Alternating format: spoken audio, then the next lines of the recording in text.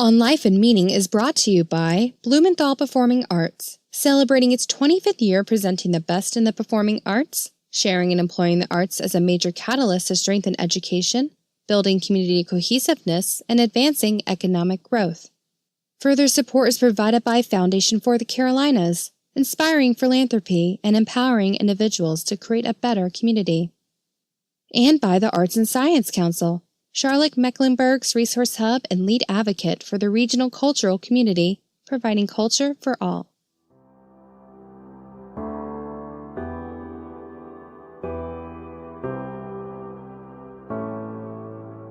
I'm a big believer in you always bring all of you, because I have a lot of friends who say sometimes I feel like I have to leave some of me at home, right? And I say, well, what do you do when you need all of you? Like, do you go home and get it? And I know what they mean, right? This double consciousness. I try to bring all of me wherever I go. I just may not share all of me, depending on the audience and depending on the questions or the line of thinking. If there's a really good line of thinking, you will get all of me. If there's a surface level line of thinking, I will test, can we go deeper? And then if we can't go deeper, I won't go deeper. I won't force it. But I try to I'm working hard on one consciousness. This notion of two consciousness is burdensome and I think taxing. I try not to do that if I can.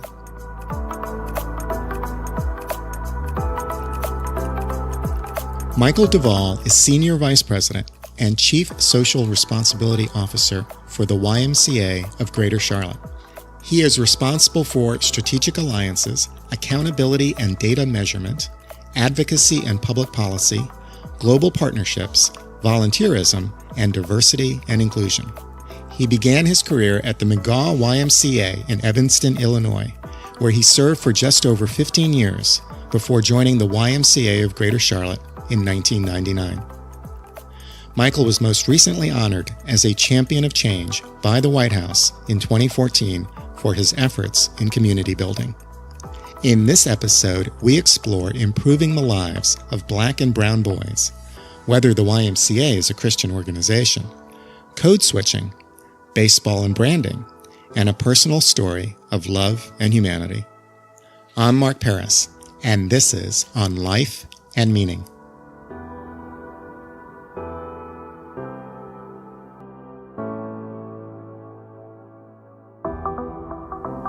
Michael, welcome. Thank you, Mark. Michael, you are Senior Vice President and Chief Social Responsibility Officer for the YMCA. What does that mean? So I think in a nutshell, it would be to improve both inclusion and equity in a measurable way. So there's a lot of things we look at that people don't realize. We look at our boards, trying to match the demographic of the local service area. For instance, that's a practical application of it. But it's really trying to demonstrate equity and inclusion across the platform and even some of our own systems that may be in place that may be unfair. You're a sports director, you see barriers.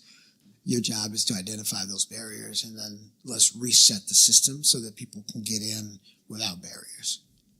What does success look like? I think success would look like is as Charlotte starts to improve itself and starts to develop itself as a world-class city, they will see us as one vehicle, a mechanism to help with that broadly. I shouldn't say just Charlotte because we're also in 4 counties. So we're in Union County, 2 Ys in Lincoln County, and then we have a Y in Morrisville. But what does successful diversity and inclusion look like? I think that we look like the community that we're serving.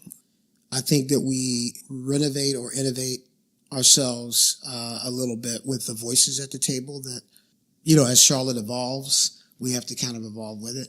So I think it would be not just looking like, but behaving like what I think Charlotte thinks it wants to be. We would want to be a mechanism, but we would want to reflect what we look like in all forms of diversity, not primary dimensions. But, where's the young voice? Where's the youth voice at the table? I think we would become what Charlotte thinks it is, and people would see us. The success would be is the Y has been an important mechanism to allow us to be that world-class city, whatever that looks like. Is there a particular issue on your mind at work right now? The most particular issue would be, honestly, It will be, I take it in two parts. One would be trying to elevate this notion of social responsibility and people knowing us for social responsibility and not necessarily as just a fee-for-service organization, which we are and proud of being a business essentially.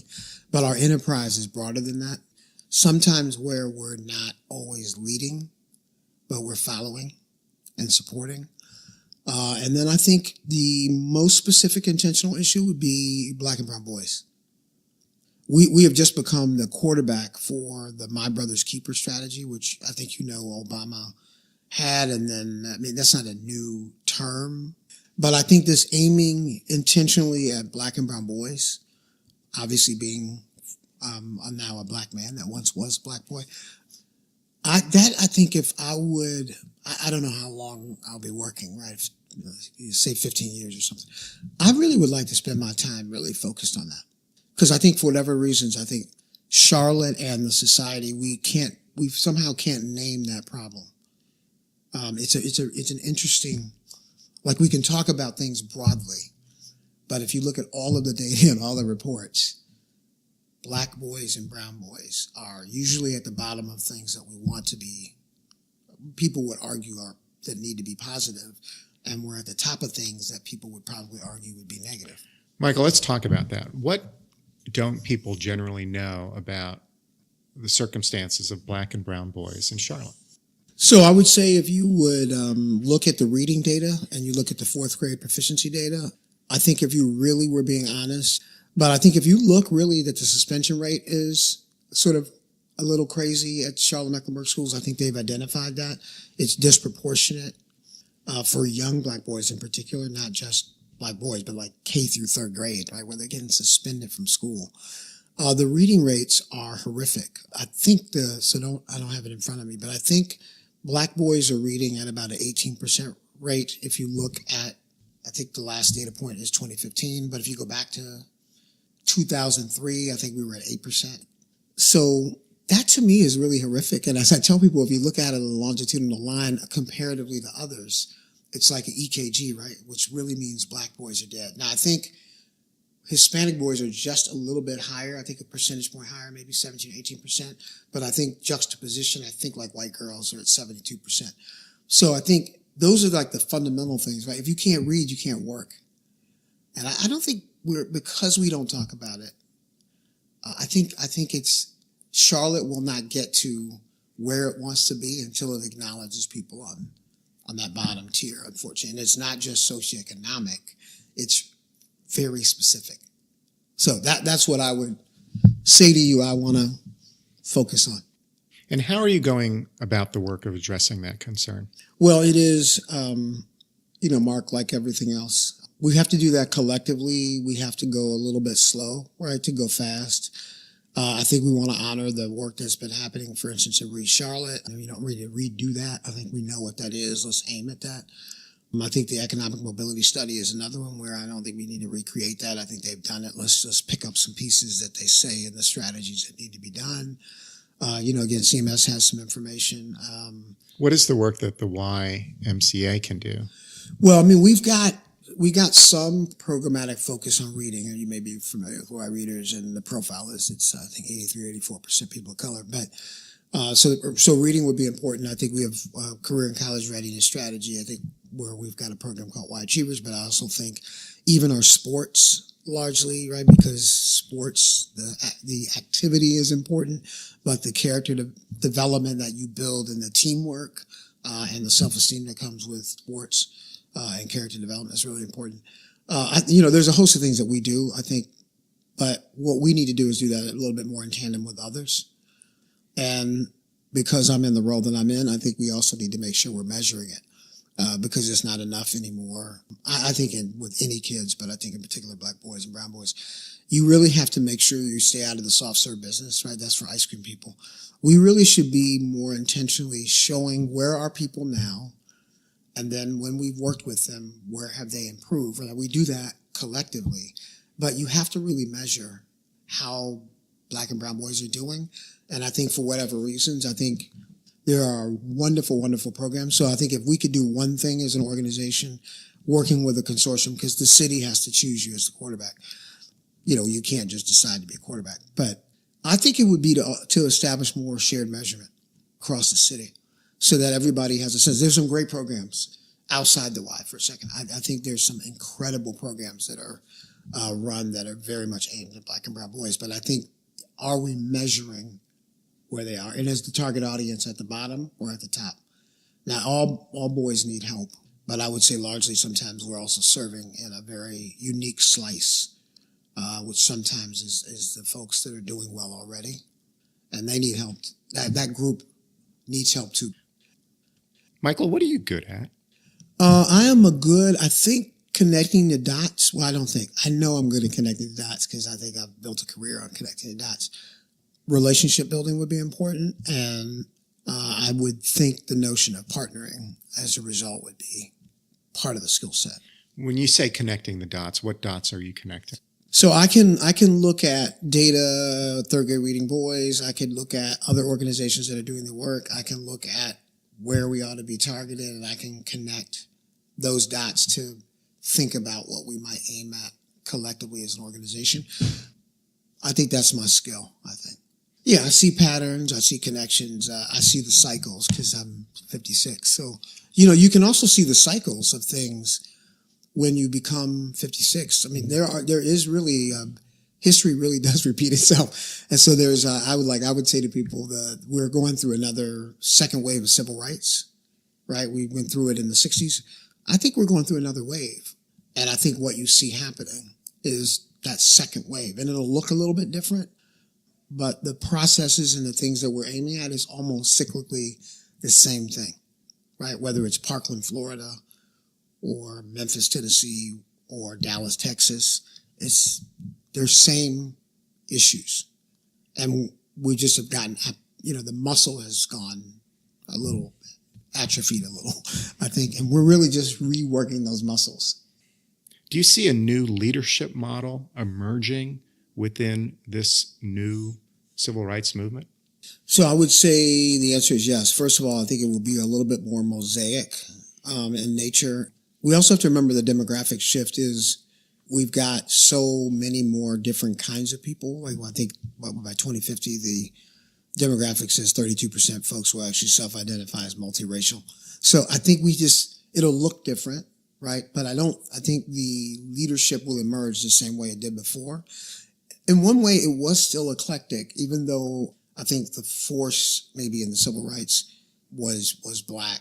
But I think you remember we had to partner with folks who weren't black, right, to get to a place. And I always say symbolically on a black and white TV, right, it was Kennedy, right, a white man who happened to be the president, who had to declare that we had to do something different, right? So I just think it's going to be all people. I just think it will be younger. I don't think it will be as presumably top down. But remember too, even King didn't want to lead. They pushed him into leadership. I think it's going to be the same way. I think it's going to be from the ground game emerges leaders. I just don't know. I think those leaders will be an eclectic group. That's why I say like Parkland, Florida, if you deal with shootings. I mean, obviously from an iconic standpoint, those are white kids, right? Pushing an issue. So I think others need to get behind them if they believe in that issue. I think you're going to start to see Asian Indians emerge. I think we forget that is the fastest rising in the entire nation. I think Charlotte is projected to be something like 300% of an increase, right? And their Latino Hispanic is going to emerge too. It's not that it's black and white won't, but I think it will look different. And I think we're going to have to receive it different because it won't be in the spots that somebody who's 56 is used to. I think we're going to have to embrace that leadership and get behind it and just feel intuitively and then help develop it rather than assign it. Because I think King was kind of assigned. I wasn't back there then, but he may argue that he wasn't necessarily assigned. But I think the history would say he was pushed into it. Do you see a role for yourself in nurturing that emerging leadership? I do see a role. So I would say to you that it's time for the transfer. I mean, I am also a father of a 22 and 25-year-old, right? So this is the transfer, right? And if you believe, like I do, in a lot of the African, some of the what's in the culture of Africa, the griot is very important. The village storyteller, right? So I want to transfer stories to my kids so that they can transfer stories, right? That's the inheritance to me. That's the ultimate inheritance. It's not about money. I think it's about wisdom. So I want to play a role as best I can to transfer what I think I know, what I think I've experienced to others, no matter what their primary dimension is. Because I think that's really what we owe people, right? Don't hold on to it, give it away, and let them figure out a way to use it in a way that's really important. Michael, you've spoken about the difference between charity and philanthropy. What is the difference? So for me, the charitable nature speaks to the transaction, typically cash, right, where people invest in something. The philanthropic says, right, that you don't really need money to be philanthropic. Your charitable vessel, your philanthropic vessel actually is something that you can use, right, for good. And I am a fundamental believer that we have to stop trying to transactionalize giving, right? And that we need to help people understand that no matter what you have a gift, right? Proverbs 18:16, right, says a man's gift, because it's the Bible, right? A man, but will make room for him in the world. I think people need to believe that they have a gift, a natural born gift, and that gift is what they should be giving, which has nothing to do with the transaction. Now, you can come back with a transaction gift, a charitable gift, which I think is awesome when you can do both, because that's exponential and that's a force multiplier. But we should teach people that the skills that they have are usable skills. All these talented young professionals we have in this city can give far more in terms of their skill than any money that they would give. And our friends at Share Charlotte, I think, are really good at that. But I think it's really trying to get people to stop thinking about just money. Because I think to get back to a civil society, we will need people talking to people. Money won't solve that problem, clearly, in any country, in any city, right? We've forgotten that the most incredible gift we can give is the gift of self. Michael, the YMCA stands for the Young Men's Christian Association. The organization went through a rebranding and is now known as just the Y. Is the Y still a Christian association? We're founded on Christian principles. And it's interesting, if you look at the logo, we didn't drop the MCA. The YMCA is actually, the letters are on the logo, the new logo. But, it was not the old triangle.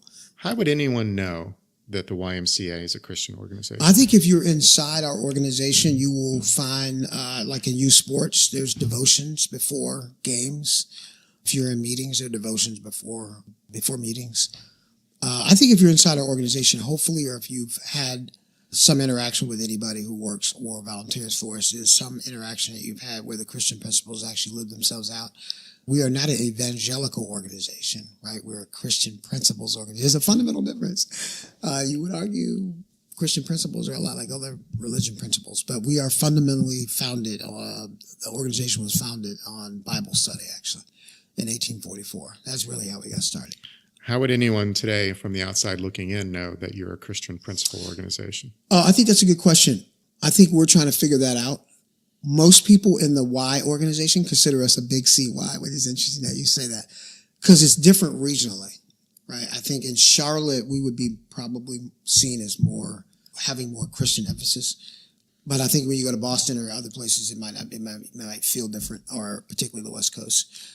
I think we're trying to figure that out. How to make sure that we can rise up on the Christian emphasis, the Christian principle part of the emphasis, yet not be exclusionary.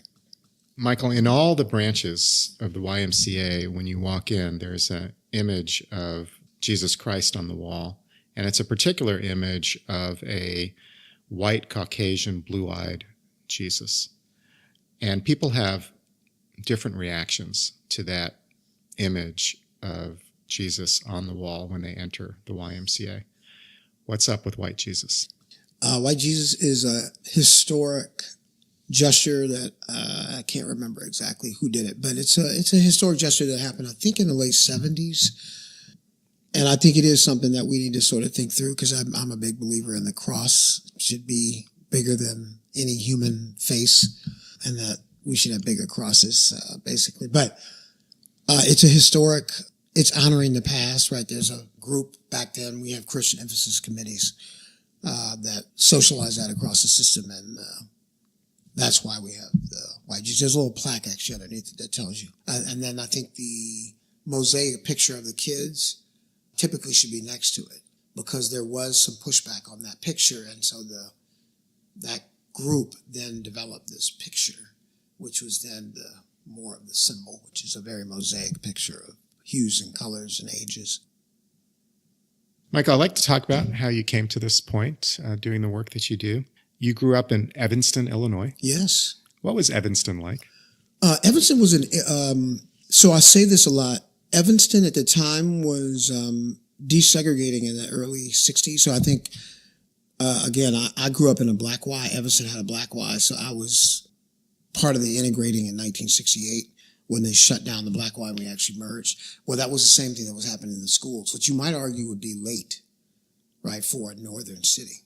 But it was wonderfully, it's like 8 square miles. And wonderfully, so it was also a very diverse town, home of Northwestern University, also home of Rotary International. People don't realize that Rotary, literally the international headquarters of Rotary is in the middle of Evanston. So Evanston is just north of Chicago. Evanston is the first suburb north of Chicago. If you were going up the lake, essentially you would run into the border of Evanston. So it was wonderfully eclectic. I think it's also where I learned that I could be who I am as a black boy, young black teenager, but also embrace others. So, because it's 8 square miles, right? So I could walk to people who lived on the lake. I did not live on the lake, but I could walk to a house, and then I realized that somebody lived in a house much bigger than mine. But they would embrace me. I have a really, really, really good friend, Peter Borzak, who's a white Jewish guy who turned me on to the Persuasions, is a a cappella black group. Like I think the age of 13, I went to my first concert at a place called Amazing Grace. And it was Peter who turned me on to it. And we still laugh about that, right? And I think the first time I had gotten cheese in a piece of plastic, like Kraft, right, was I think at his house, where he would say the first time he had seen block cheese, which was government cheese, was at my house. He felt my cheese was really good, and I thought his cheese was really good. So I think it's one of those places where I learned how to integrate with others who didn't look like me. You grew up in an integrated community. I grew up in a black neighborhood that was very close to a white neighborhood, but it was so much close that I could actually integrate. Yeah. What do you remember about your neighborhood growing up? I remember that whole notion. So this is the one poignant memory. So my mother was a housekeeper. My father was an auto mechanic. So they would, when we came, the school was actually like a half a block, the elementary school. We would come home and be taken care of by a woman named Mrs. Gary, who was next door, older woman. She was blind. So my sister and brother, we talk about this all the time. We were cared for by an older black woman who was blind, right? After school from 3:30 to 6 or whatever. But I remember the community took care of us. Mrs. Jackson across the street actually went blind too, and we would go to her house a lot. She would feed us. But there was a lot of care and a lot of nurturing and a lot of shared accountability for each other. So I remember that, and I would say it's the one rich thing that I continue to carry even when I go back. Your father was an auto mechanic. What do you remember about your dad? So what I remember about my father is he was a storyteller too. So he had been in the Vietnam War. So I think on some level he probably had PTSD, but I don't think I knew that at the time. But I remember him really, like always hanging out in his car, always driving places and always taking us places.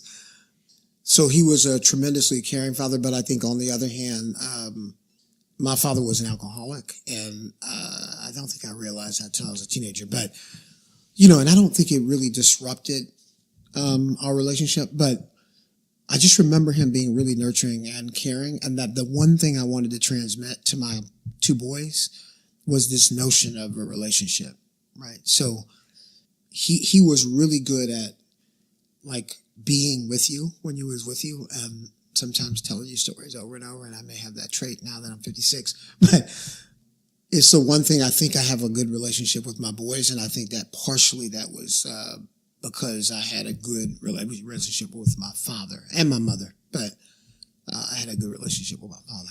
You mentioned your mom, who was a housekeeper. What are your memories of your mom as a child? Like all incredible women, especially Black women, she was the backbone of our existence in many ways. She now was more, my father was also military, so he was a little bit more directive in his approach, right? My mother was a lot more counseling in her approach, and really good to my friends who came over. Like, she was really welcoming.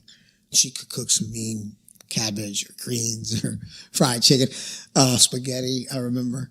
But she was also, they were very short people. My mother was actually 4'6", and my father was, I think, like 5'2". So I just remember like picking her up, like a little tiny lady. Yeah, but she was very giving.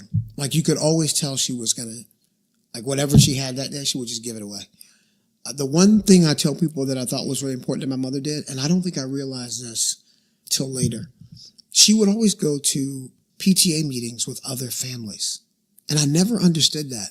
So many of our neighbors, the mother would be, let's say the mom was going to go to the meeting and she just didn't feel comfortable. My mother would go with her. And I never understood, like, okay, like, that's not your kid.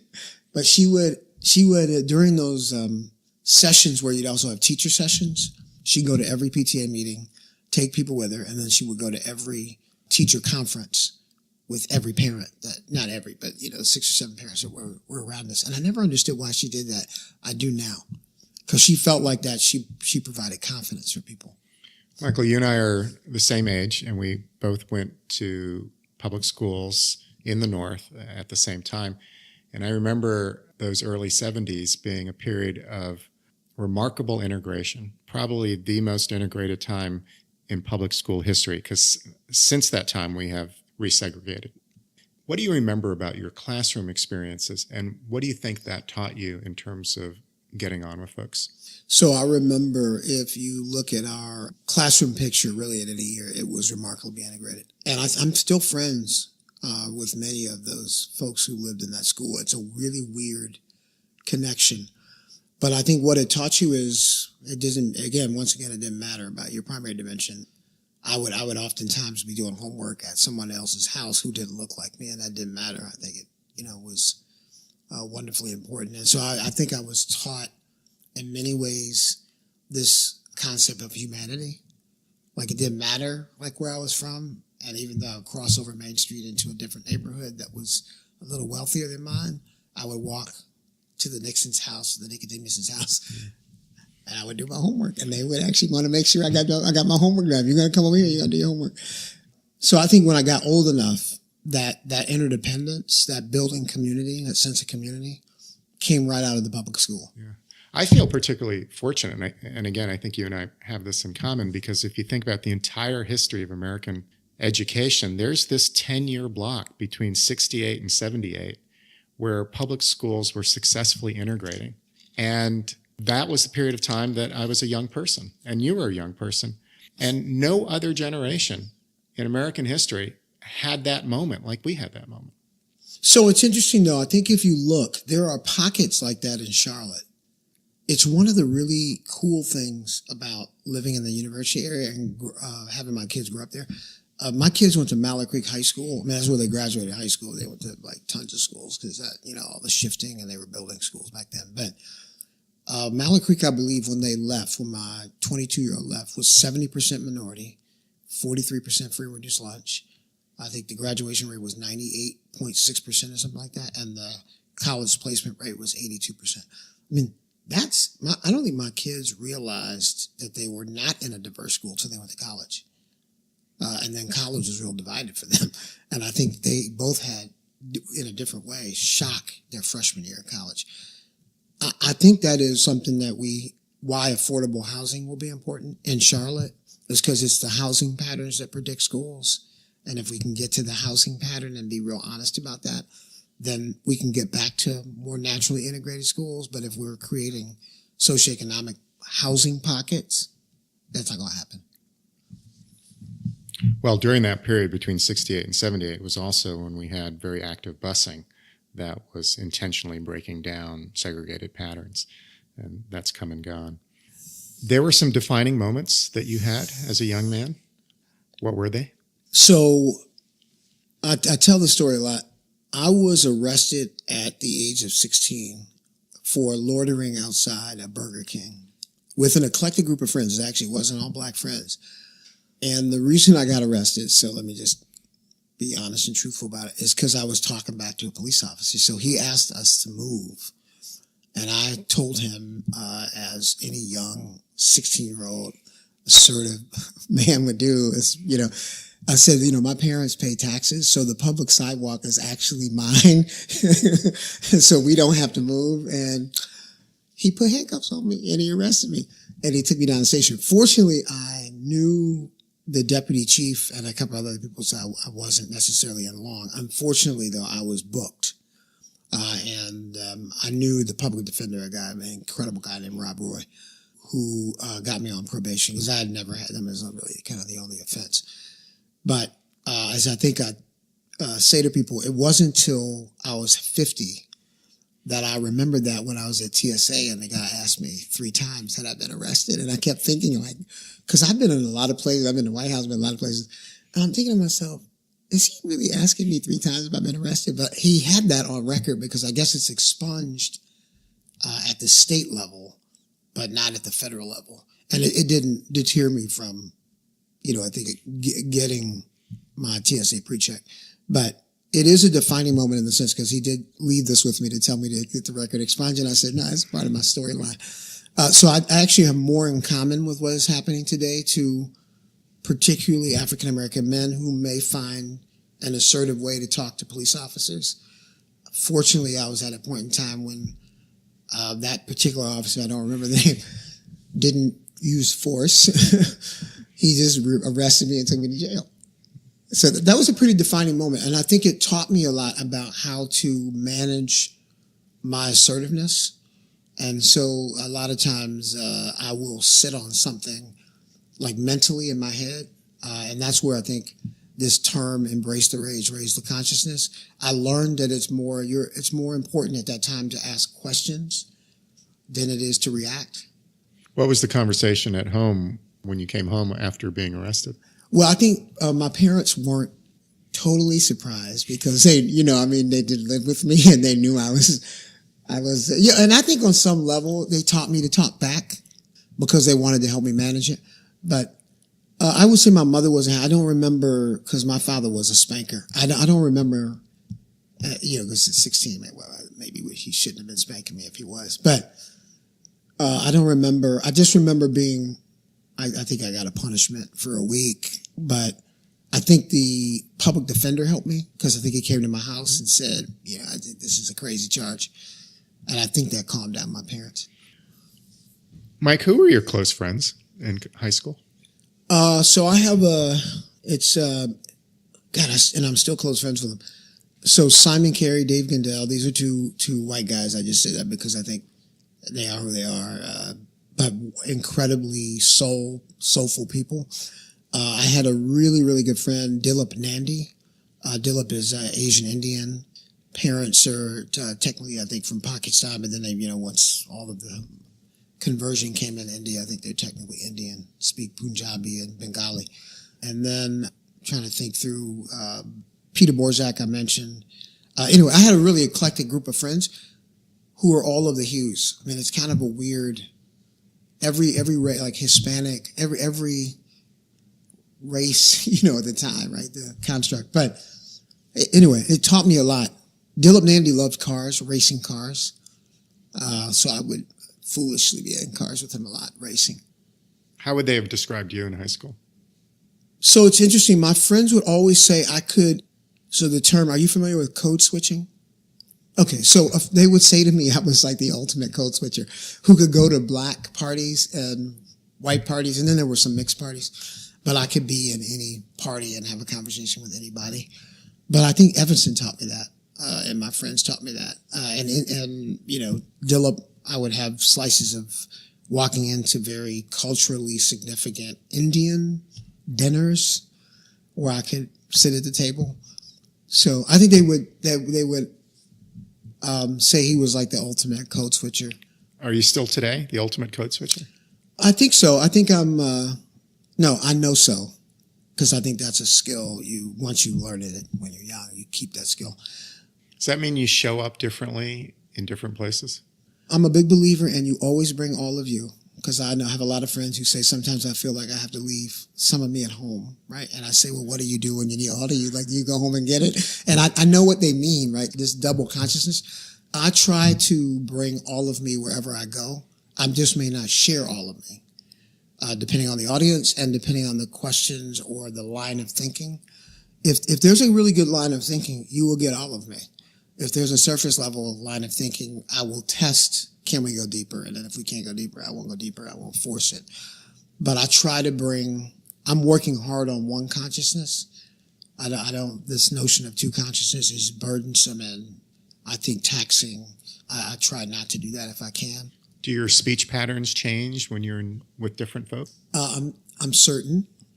Actually, I think when my boys were young, we talked about that a lot. But because they would often tell me that they can tell when I'm talking to certain friends. Well, I'll just mention his name because he'll laugh if he hears this. But Cameron Nicholson, usually if he used to work in Charlotte, but he's in Des Moines, Iowa. And my youngest, one of my sons, I don't know which one it was, actually, I don't remember. They would always know when I was talking to him because I would be using words that I wouldn't normally use with other people. But I always would tell them is when their black friends came over, they used to play like this game called NFL Street, which is like a video game, like crazy video game where football players would be jumping over shoulders and off of buildings to catch balls. And then when their white friends came over, they played NCAA, whatever it was. And they would say, really? Yeah, because you like talk to your audience, right? I mean, I think I try to be one language. I think it depends who I'm embracing. Mike, you went to Columbia College in Missouri. Why there? I wanted to play baseball. It was Division III baseball.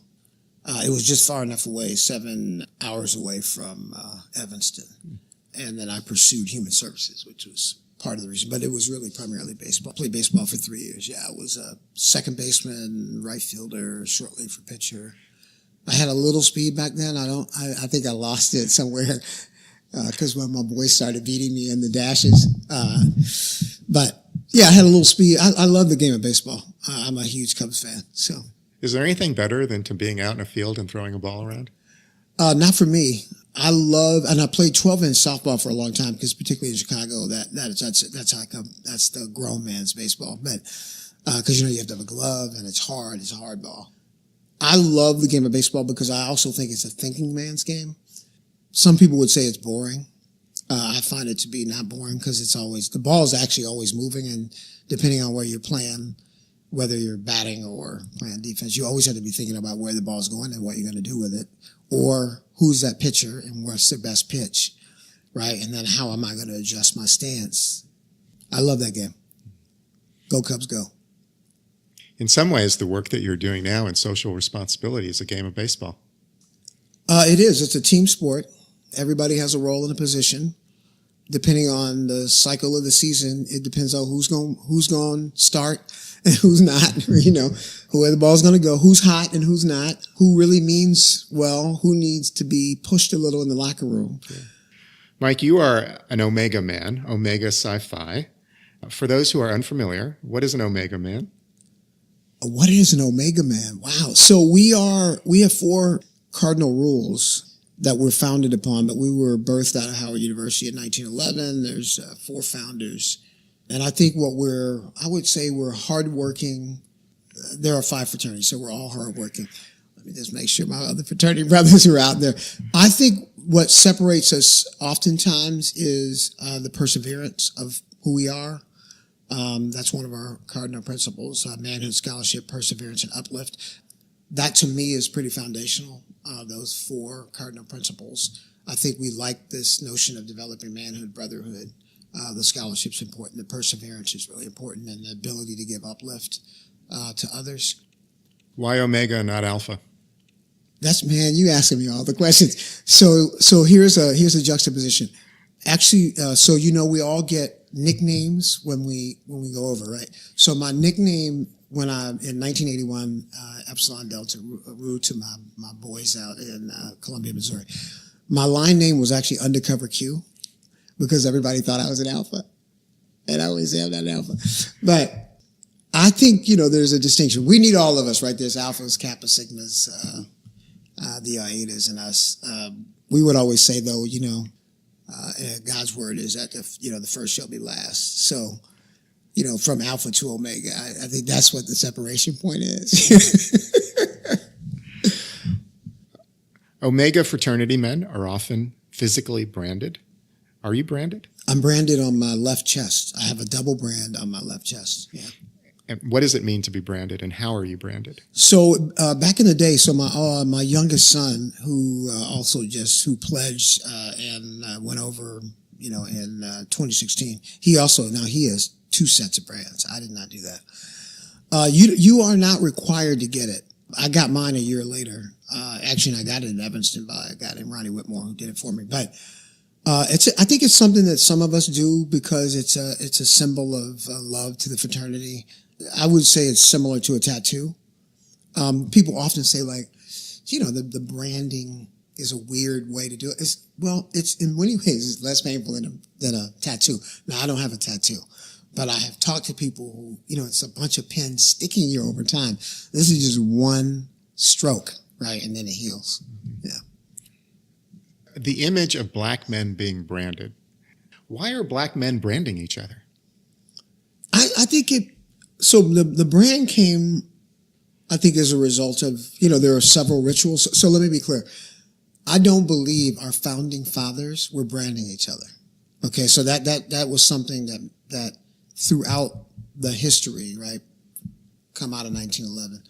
I think it came as a symbolic principle. There are some African tribes that have symbols on their necks or certain scars that allow you to tribe. The tribe then comes together on the symbol. I think that's where it comes from. Since I didn't invent branding, I don't really know. But it was not something that our founding fathers. There's nothing in our rituals that would say you need to do it. I think there are also Omega men or other fraternity men and other fraternities who are not branded. I think it's a choice, but I think it's a form of the tribal, bonding, right? Where you get the brand and it's like a double bond in the tribe. That's how I felt about it. Mm-hmm. So when I got it, I waited. We typically, there's someone who does it who is very good at it. So you don't just no one, this is not anybody who does it. There's typically like brand masters. And I got it really from a guy who was very good at it. And mine did not keloid because I didn't want that, but and then they teach you how to also take care of it, to make sure that it heals properly. Jesse Jackson and Michael Jordan are Omega. Yes. Carter G. Woodson. There are a host of them. I was going to give you the litany, but yeah, Michael Jordan, I think, pledged as a graduate chapter member. Jesse Jackson is one of our promised. Shaquille O'Neal is another one. Stephen A. Jackson is another one. Yeah, there are a ton of really incredible Omega men locally too. So you may know Herb Gray or Anthony Trotman, who is at the county. James Mitchell is Omega. So there's a ton of us. I mean, I think there's 350 of us in Charlotte. Secret handshake? There is a secret handshake. Each of us have them. Yeah, and there's a look. We know from each other. Yeah, there's about 350 of us. We pretty much know when we're looking across the room if that's an Omega man. Yeah. What happened after college? So I went to work for a company in Chicago, a marketing communications firm. A guy by the name of Lyle Hurd and his wife Catherine owned it. I did that for about 2 years in downtown Chicago at 333 North Wacker, which was an incredible job right by the river. And then this guy, Bob Sharp, asked me to come back and work for the Y because they needed teen programming strengthened. Because back then there was a thing called Y clubs. As I always tell people, I told him I would come back for 2 years and then I would need to go back and make money in the for-profit. And 32 years later, I'm still here. But I think it's, the Y is infectious. I think it's, and because I grew up in a black Y, which I think particularly in my neighborhood became the place where we bonded, as a community, I think it became really important to me over time. You have been at the Y for 32 years. 32 years. Did you ever think about working somewhere else other than the Y? I think others have coached me, including my wife. But I am really a big believer in, I like the organization as a whole, and I like the fact that it scales in 119 countries and then coast to coast.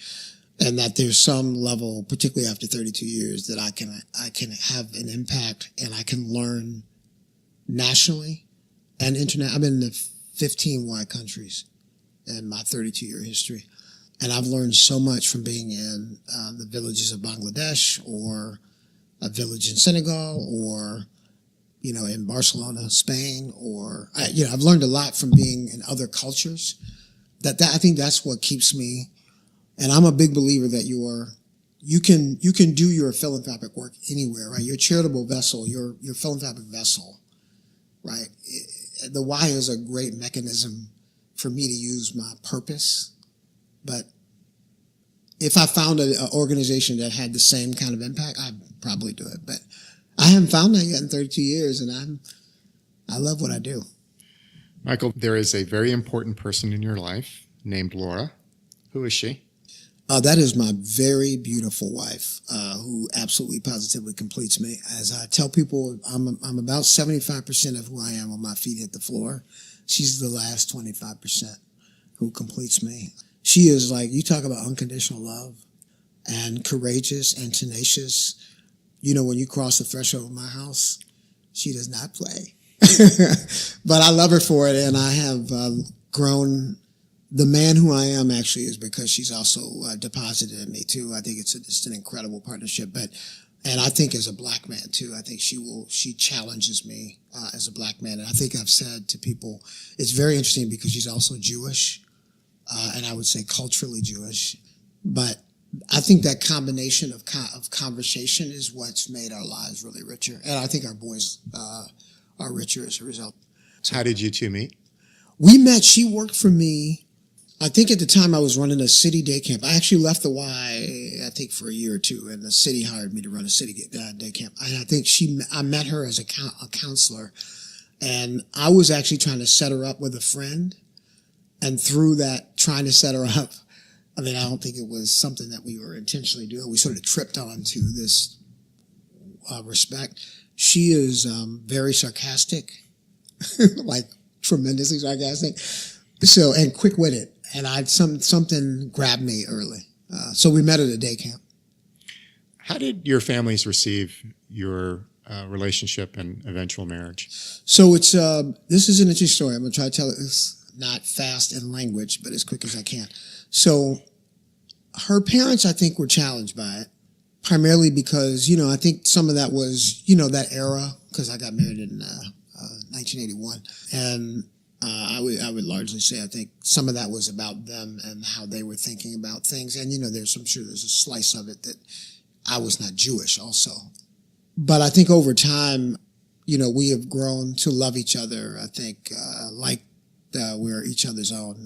And I often tell this story because I think I don't say they were challenged at best because I did the traditional thing. My father had already died.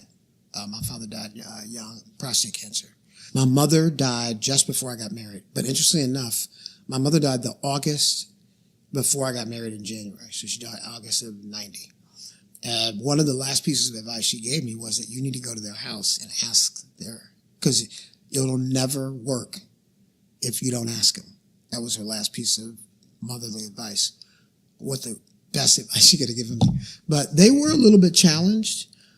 But I think to their credit, I think they moved past it. And the way I recollect the story was I think Mr. Paul and Art asked me the question, what about the kids? All the traditional questions. And I think I said to him less than 30 seconds, I said, sir, we will love each other with everything we have. And in fact, the kids will only know love. But if I'm just really being honest, sir, I think if you don't love our kids and us because we are who we are, then that's how our kids will see the world, right? So they'll see white people not loving them because, and I think that was a moment. So I told him it's really not about me, right? It's really about how you were thinking about it. And I think that was a really juxtaposition for them, right? That was a quick juxtaposition. So fast forward, Art Laura's father, Karen is her mom, a wonderful woman, but died last year, a little over a year ago. And I always tell the story because I think it's really such a come circle. So, flash forward, that was in 1990 where we had the conversation at the dinner table. If you fast forward really quickly, 27 years, he called us. We went to visit them in April. Because I told my wife, you just never know. Let's just go visit him. We have some time. In May, like early May, he called us on a Saturday to tell us he was at stage 4 pancreatic cancer. And that the doctors have told him he's going to go quick. And then the next 4 minutes, he had told me that he wanted me to do his eulogy. Now, he has 4 girls. So what a ultimate expression of our relationship. And in his eulogy, I just said to people, I think we have much more in common, particularly fatherhood and advice. And because my father had died early, in many ways, the fatherly advice on a lot of things. He was a CPA, so a lot of things on finances in particular. But, fast forward, and then I'm driving his car. So it's kind of his 2008 Black Cherry Cadillac. But I think I say to people that that's the story of humanity, that they can be challenged, we can stay connected, and then over time, he could ask me to do his eulogy. And so I was standing in front of 150 people, primarily Jewish, primarily white, right? And I had to call Rabbi Judy Schindler. So 2 or 3 weeks, I knew, because he told me, right? And then I think he died 5 weeks later. But I called Rabbi Judy. I was like, I need some help because I cannot walk in there and not know a little bit of Judaism, right? And some commonalities. And she gave me some great advice. But I think that is really the story of humanity and the story of, I think, if we hold each other with love and affection over time, this is, I think, what happens is we come full circle, right? And we grew I think he treated me like a son. And Karen, her mom, treats me like a son. And I am the first son-in-law. She was Laura's first married. And I think they have totally embraced my kids and our families. So, Michael, you do have 2 sons, Cole and Beau. What do you want them to know? So they would laugh when I say this, right? I think the one is I want them to know that the ultimate inheritance that they get is love, and that the transmission that we hope we've given them love, and we hope that they will give love back to others, particularly as they have kids. But the other is we tell them a lot because this is really important to me. Privilege can be toxic, right? Even poisonous if you don't give it away. And what we really want them to understand is these are 2 boys who have had the gift of an incredible network of people who love them, a family who loves them. Beau, my youngest son, got a job his first week back in his senior year of college. So he didn't even know what it's like to look for a job. And that's incredible, right? But because you get that privilege, you have to keep giving that privilege away. Because if you hold on to it, I'm convinced that that's what separates us from humanity and separates us from people. So the inheritance is not money. I'm going to live with my money. I'm not dying with my money. They know that. But I think the inheritance is something that is priceless, which is love. I think the other is that they have been born into tremendous privilege, and they should give that privilege away. And they have the power of choice because they have blue eyes. So I always tell them, they don't have to claim they self-select as African-American men. They don't have to claim that if they don't want, but they do. But they have to then not judge people, right, when they find out that they're African-American men. And they have to listen carefully and then, again, hold people large with love because that's how we turn people. Thank you for your time today, Michael. Thank you, Mark.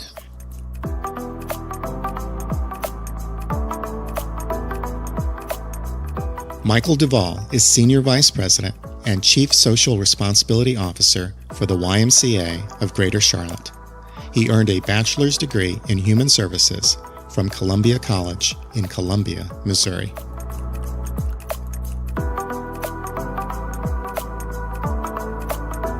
And now, a personal word. I did some reading on the history of the YMCA. In 1842, a young Christian man named George Williams moved from Dulverton, a small rural community in southwest England, to the big city of London. Williams was troubled at what he saw in the city, at the unhealthy ways of young men. He decided to do something about it.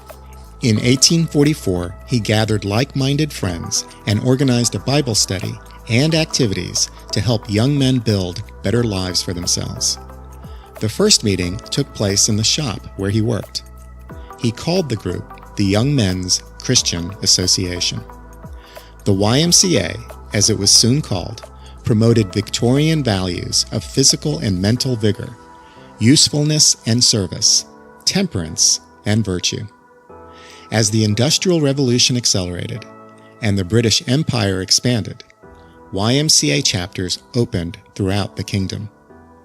Many thought leaders at the time argued that modern conveniences and civilization had made the English too soft. English nationalists and Anglican church leaders launched a movement to invigorate British men and boys. Rugged physical education and certainty of faith was needed to colonize and rule the world. The movement became known as muscular Christianity. Author Thomas Hughes wrote a novel in 1857 called Tom Brown's School Days, advocating patriotic duty, manliness, the moral and physical beauty of athleticism, teamwork, discipline, and self-sacrifice. Contemporary writers Charles Kingsley and Ralph Connor promoted a life of physical exertion and Christian development. In an article about muscular Christianity, writer Stephanie Buck notes, in the late 1800s, the YMCA introduced athletic competitions while championing its Christian principles of healthy mind, body, and spirit. The organization's charitable underpinnings democratized the idea of a masculine faith. She further notes, like Britain, the United States was struggling with health conditions in urban areas. Masculine Christianity encouraged people to take up fitness routines, especially as daily life became more sedentary. American President Theodore Roosevelt was raised in a household that practiced muscular Christianity. Roosevelt climbed mountains and wrestled bears. The progressive movement he led linked social reform with masculinity. Remember his famous speech that the credit goes to the man in the arena, whose face is marred by dust and sweat and blood, who at best knows in the end the triumph of high achievement, and who at the worst, if he fails, at least fails while daring greatly, so that his place shall not be with those cold and timid souls who neither know victory nor defeat? Sport and religion became intertwined. The late 1800s saw the organizing of athletic leagues from association football in England to baseball in America. The YMCA launched new sports. James Naismith invented basketball at the YMCA in 1891. William Morgan invented volleyball at the YMCA in 1895. Professional football began at the YMCA in the 1890s. Y members would later invent softball and racquetball. The ideal Christian became a physically fit person who prayed to God before fierce competition. Sport and religion prepared men for the Darwinian struggle. The Young Men's Christian Association became a place where the gospel of Christ would be evidenced in the bodies of men. The YMCA trained men for social and economic success. Men of the YMCA would take their place leading communities, corporations, and nations under a Protestant God, with a blue-eyed Anglo-Saxon Jesus Christ greeting men at the door. The Y of the 21st century is very different than the YMCA of the 19th century. Vestiges of muscular Christianity remain, but it is a far more diverse and inclusive place. Over the last 175 years, the Y has been one of the most progressive and innovative organizations in the world, at the forefront of housing, scouting, camping, swimming, daycare, outreach, and education. Today, it is a place open to all. Michael Duvall is the Y, and the Y is him. Caring, energetic, connecting people with projects, community-centered, nurturing potential, affecting lasting, meaningful change.